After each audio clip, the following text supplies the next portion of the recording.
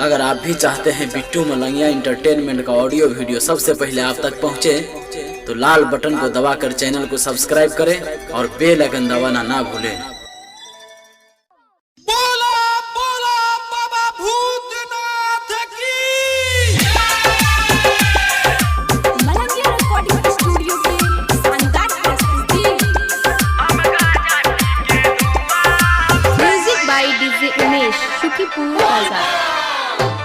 जयनगर हम जेबरे जलवा हम बरबरे जयनगर हम जेबरे जलवा हम बरबरे कपलेश्वर में भोला पजल चढ़ाई रे हम गांजा पी के धुआं उड़ै रे हम गांजा पी के धुआं उड़ै रे जयनगर हम जेबरे जलवा हम भरबै रे जयनगर हम जेबरे जलवा हम भरबै रे कपलेश्वर में बाबा पर जल चढ़ैबै रे गांजा पी के धुआं हम उड़ैबै रे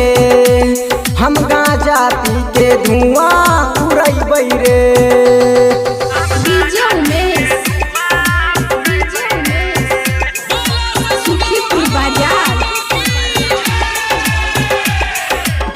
हमर भोले दानी के मैं मत मान रे मधुबनी चौक पर खाए ले भांग रे हमर भोले बाबा के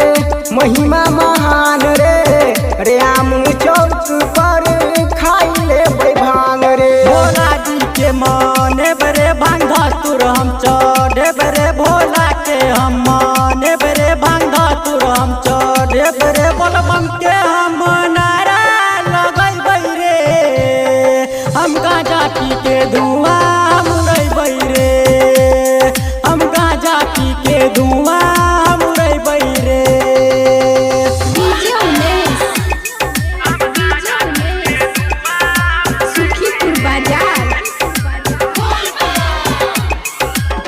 देवो के देवा शिव त्रिपुरारी गा के सुना भैया भोला बिहारी देवो के देव महादेव त्रिपुरारी गा के सुना विकास बिहारी अजय अनिल जकरे उ गांजा भांग पीते रे अजय अनिल जकरे उ गांजा भांग पीते रे राइटर विकास काबर उठे रे हम गांजा पी के धुआं